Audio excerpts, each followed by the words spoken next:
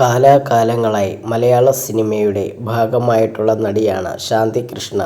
80കളിൽ തൻ്റെ കരിയർ തുടങ്ങിയ ശാന്തി ഇന്നും സിനിമയിൽ സജീവമാണ്. വിവിധ ഭാഷകളിൽ സൂപ്പർ താരങ്ങൾക്കൊപ്പം നടി അഭിനയിച്ചിട്ടുണ്ട്. 1984-ൽ തൻ്റെ ആദ്യ വിവാഹത്തിന് ശേഷം ശാന്തി കൃഷ്ണ സിനിമയിൽ നിന്നും ഒരു ഇടവേള എടുത്തിരുന്നു.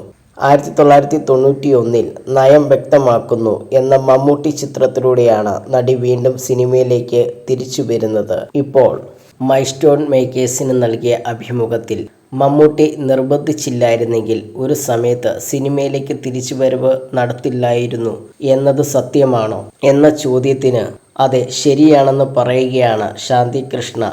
എനിക്ക് എൻ്റെ കുഞ്ഞിനെ നഷ്ടമായി നിൽക്കുന്ന സമയമായിരുന്നു. അതോടെ ഞാൻ ഡിപ്രഷനായി. ആ സമയത്താണ് നയം വ്യക്തമാക്കുന്നു എന്ന സിനിമയിലേക്ക് ഓഫർ വരുന്നത്. അപ്പോൾ ഞാൻ എനിക്ക് പറ്റില്ലെന്ന് പറഞ്ഞുകൊണ്ടിരിക്കുകയായിരുന്നു. കാരണം എനിക്കപ്പോൾ ഒട്ടും കോൺഫിഡൻസ് ഉണ്ടായിരുന്നില്ല. ആദ്യത്തെ പടം നിദ്രയിൽ അഭിനയിച്ചതുപോലെയല്ലേ ഇത്? അത്രയും ഗ്യാപ്പ് കഴിഞ്ഞില്ലേ തിരിച്ചു വരേണ്ടത്? ആ സമയത്ത് ഒട്ടും നല്ല മൂഡിലും ആയിരുന്നില്ല.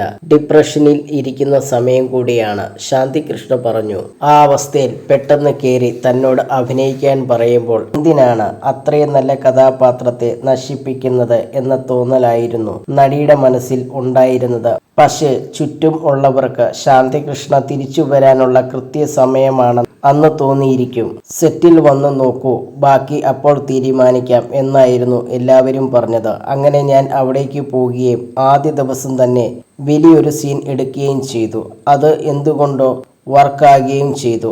അവസാനം മമ്മൂക്കയൊക്കെ ആ റോൾ ഞാൻ തന്നെ ചെയ്താൽ മതിയെന്ന് പറഞ്ഞു. അന്ന് കിട്ടിയത് വളരെ നല്ലൊരു റോൾ കൂടിയായിരുന്നു, ശാന്തി കൃഷ്ണ പറഞ്ഞു.